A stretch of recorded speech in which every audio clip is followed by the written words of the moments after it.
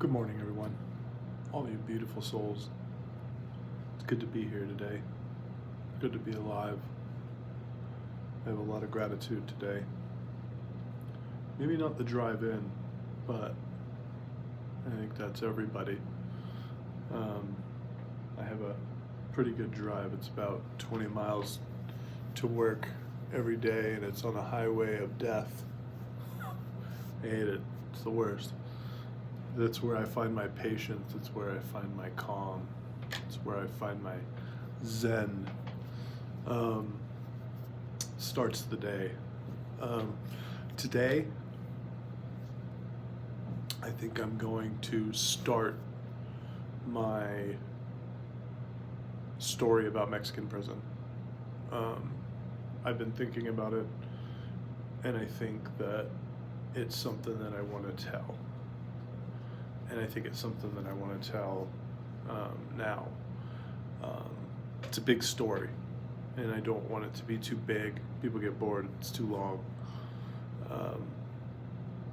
I want it to be done right, and I want to have everybody engage in the message that I have, and the gravity of what the story is.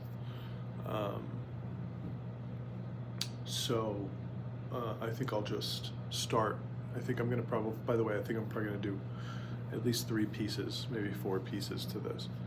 But I think I'm just gonna start off with where I left off, being in the Suburban that we stole as young homeless delinquents.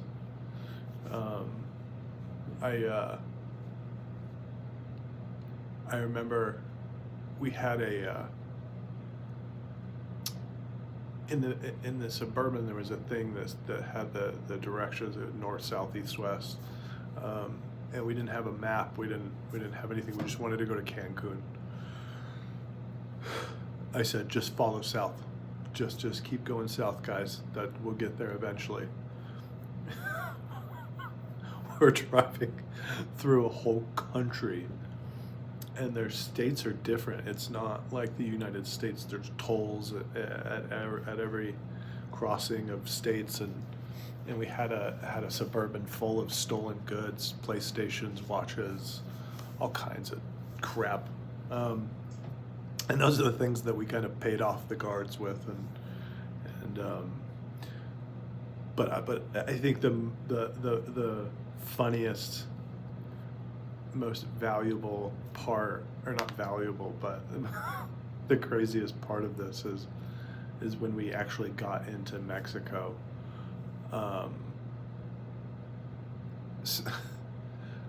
So getting into Mexico is easy. It's not hard. But if you're 6 homeless kids without IDs, without any kind of understanding of who you are, that you need passports, you need IDs, you need driver's license, you need insurance, you need all these things. It was a stolen vehicle. And we got through the initial border.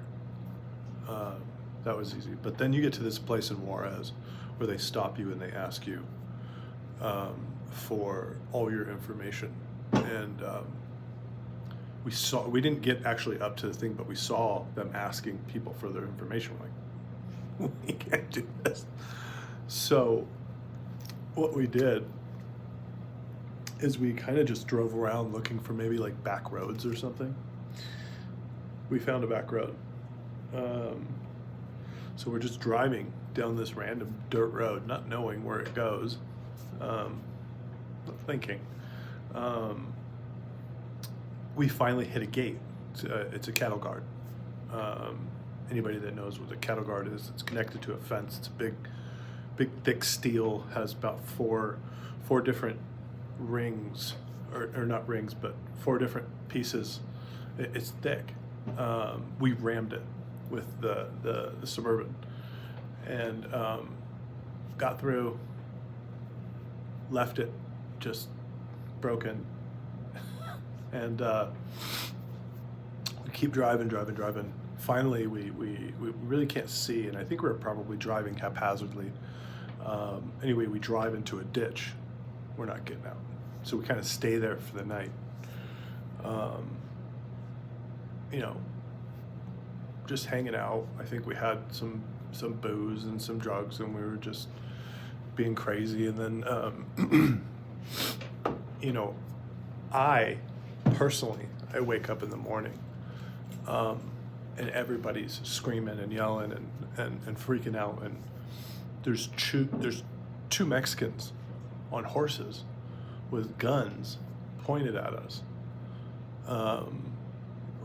You know, we're screaming Americans, Americans, and we're on vacation. That was our little shtick the whole way through. Americans, we're going to Cancun vacation. Blah blah blah blah blah. That's pretty funny. But that was our shtick, and we had no idea what we were involved in. We later learned that this was a drug trafficking road, and that this came to a cabin or a camp or a place, a ranch, where they grew marijuana. We didn't see anything, but it was drug trafficking land, and it was drug trafficking roads.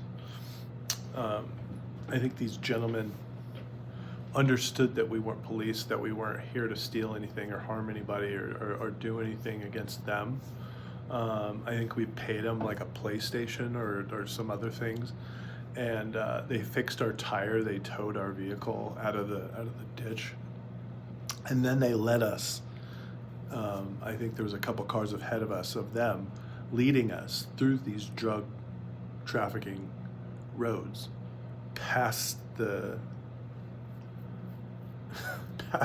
entry point into Mexico. And then once we get to a main road, they just kind of left us to our devices, and we just went. From there, we just drove. We stole gas. It's pretty easy to steal gas in Mexico. At one point, there was like a bunch of pesos on top of a gas, on top of one of the gas, whatever you call them. I don't know why it's not coming to my head, but we stole all those.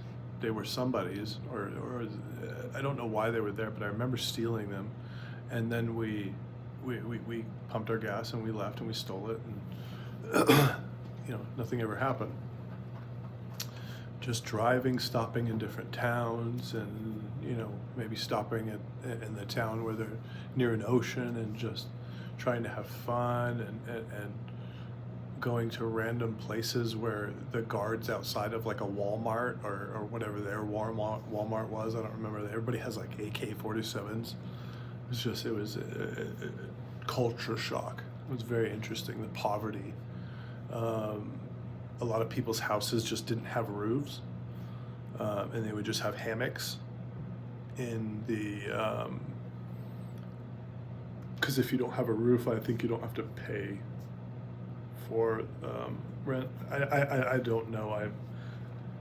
I think I remember hearing something about that, but that could be just a rumor, and that could be a complete lie. But I thought I heard if you don't have a roof, it's not considered a domicile. Anyway, so there was a lot of people that would just have kind of like some walls up and just hammocks. And then there was also obviously a lot of homes and a lot of different things, and it's, you know, and then we got to Mexico City. Mexico City is massive. I think it's got one of the highest populations in the world, but it was just massive, and we just drove straight through because we didn't want to get involved in that stuff. You know, we stopped and ate at different places. We ate genuine Mexican food. Like, there was parts of that journey that was really amazing and really culturally beautiful. And we talked to some really cool people, did a lot of drugs, smoked weed. Eventually we kind of ran out of things, and we were kind of impoverished on our way, but we persevered, and we were dedicated to get to Cancun. And we drove and we drove and drove, and finally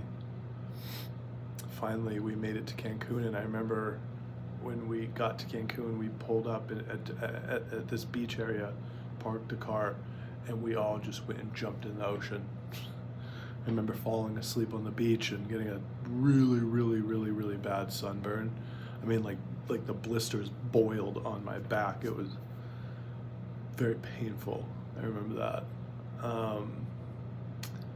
I think I'm gonna leave it. I think I'm gonna leave it right there for now. That's just getting to Cancun. Getting to Cancun was more the easy, fun, interesting. A little bit scary with the guys that we thought might kill us with the guns. And the language barrier, that's when we first learned that the language barrier is going to be an issue. We're kids, we didn't understand that other people don't speak English. You just don't understand things, at least when I was a kid. Nowadays, kids are much smarter than we were. But yeah, I think I'm gonna leave it right there, because I'm gonna pick up the story from that beach experience, because now it's gonna start getting really interesting. But please, join in for the coming stories. You don't want to miss it. I think there's some tales of, there's death, there's a lot of harm done, there's some very scary things that happened, and it's a tale to be told. It's a tale to have lived, and sometimes it's unbelievable that I've lived it. And I do want to say before I leave today, we did go down with, I think there was about 6 people in the Suburban. When we finally got to Cancun, I think it was just 3 of us, me and my 2 other buddies. We lost people on the way. They just either stayed wherever we were, or I don't know. I don't even remember. They just got out. It was an experience, and I pray for those people. I know where one went. She was a female, and she's actually in prison now for murder for the rest of her life. That's a story for another time, and it affected me. And I have a story, and I'm going to tell it. And I hope that through these stories we can learn something, that I can learn something, that I can help others learn something. And I don't want this just to be war storying. I want to express these stories as a way to learn, as a way to understand the damage and the lack of thinking that we can come to when we're using. And all I wanted to do was use drugs. I'm just following kind of the band of outlaws to siphon whatever drugs they find. I've never considered myself a criminal thinker, but I also do have to take accountability for the behaviors and the things that I've done. And I've hurt a lot of people. I've done a lot of criminal things. And I in no way exempt myself from the behaviors and the people that have been hurt, because I have a good heart. That's what we tell ourselves. We tell ourselves, but I have a good heart. Yeah, but you hurt a lot of people. So do you really have a good heart? Or is it just something that you're telling yourself to justify your bad behaviors? And these are the lessons that we want to learn and that we want to talk about on the way, and understand about ourselves and reflect upon during these stories. And today I can say that I am a good person. I make a lot of bad, dumb choices still. and I learn from them though. But today, for today, I do not have to use drugs. I do not have to use alcohol. I do not have to harm another person to get my needs met. And that is a beautiful thing. A beautiful thing, you know, to tell these stories and remember that I don't have to harm anybody like I used to get my needs met.